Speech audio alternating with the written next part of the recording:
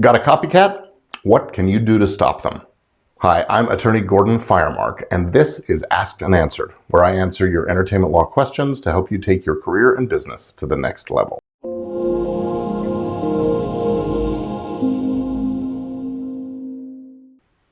So you've been making great online content. It's getting views, listens, downloads, and then you discover it. Some copycat out there has been watching closely, and when one of your pieces does well, they make their own content piece on the exact same topic.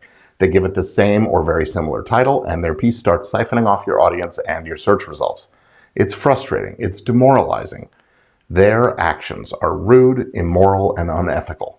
But are they illegal? Can you stop them? Stick around and find out.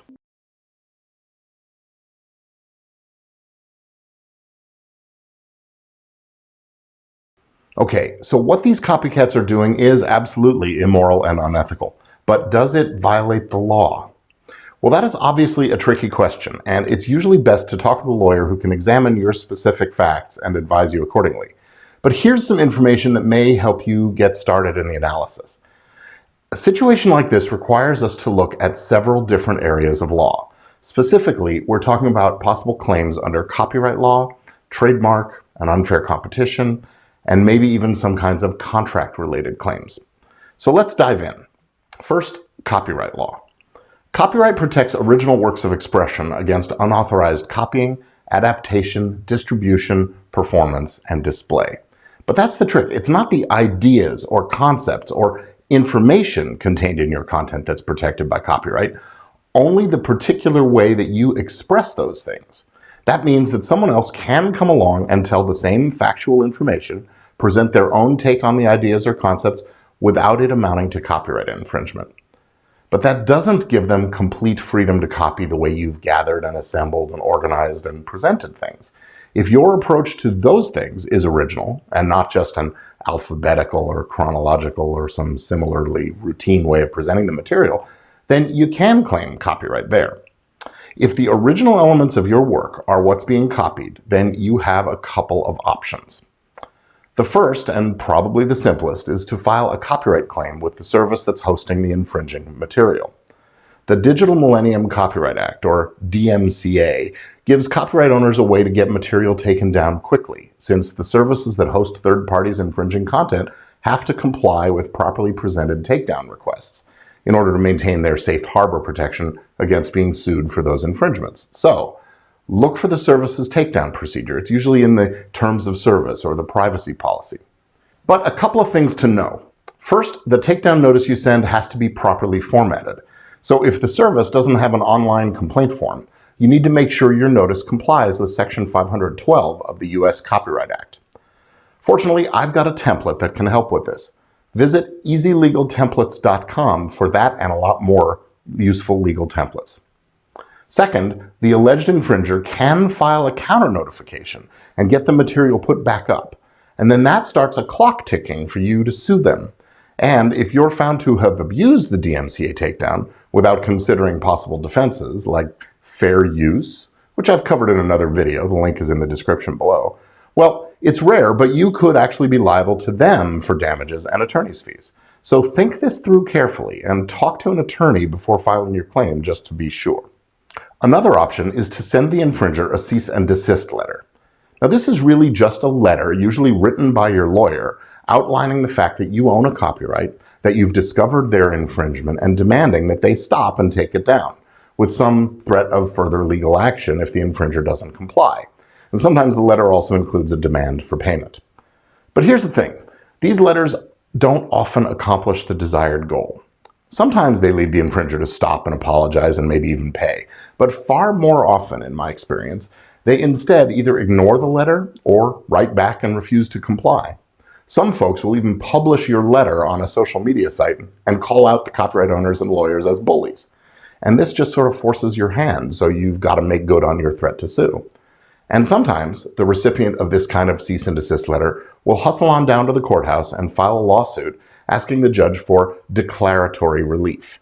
That's a court ruling that their work does not infringe your copyright. And then you could actually wind up paying their attorney's fees. And finally, on the copyright front, you could land the first blow with your lawsuit for copyright infringement. But before you file, you have to register your copyright with the US Copyright Office. So this can take some time before you even file your suit. And lawsuits are very costly and take years to resolve. So that's not always a very good option. The next kind of legal claim you might consider involves trademark and unfair competition law. Trademarks and service marks are distinctive words, phrases, designs, and symbols that serve as identifiers to separate the goods or services from one source or supplier from others in the marketplace. So, if you've got a distinctive title for your podcast or your video series or your YouTube channel, you might be able to protect against others coming along and adopting confusingly similar titles for their shows, series, and channels. Now that means filing an application for trademark registration, and that also can be costly and time-consuming, but it is often worthwhile. Unfair competition, though, doesn't necessarily depend on there being a registration of any kind. These kinds of claims can arise both under federal law and state law provisions. Basically, they involve claims of false designations of origin. So theoretically, if someone is passing off your ideas and structures and frameworks as their own, you might have this kind of a claim at your disposal. Again, your options are to send a cease and desist demand or just file a lawsuit. And unfortunately, there's really not an equivalent of the DMCA for this kind of claim. But some of the platforms do accept complaints through their systems and will sometimes take action accordingly. And that's certainly worth a try if it'll resolve the issue. Another approach relies on contractual claims, so it won't apply to all situations. But if you're a course creator or a coach or an info product seller, you can include confidential non-disclosure language and covenants not to copy in your agreements with your students, your customers, and your clients. Then, if they violate those provisions by copying your course or materials or frameworks, methodology, or whatever, you got some recourse, and you could collect damages and attorney's fees. But this will not solve the problem of the copycat who finds and mimics your publicly available content, because there's no contract involved there. Now, all of this has covered some of the legal approaches to dealing with these copycats, but really, I think the best approach often is to reach out to the copycat directly on a personal level. No threats or recriminations, just appeal to their sense of ethics and morality and politely ask them to stop. Maybe offer a suggestion of an alternative approach that they could use.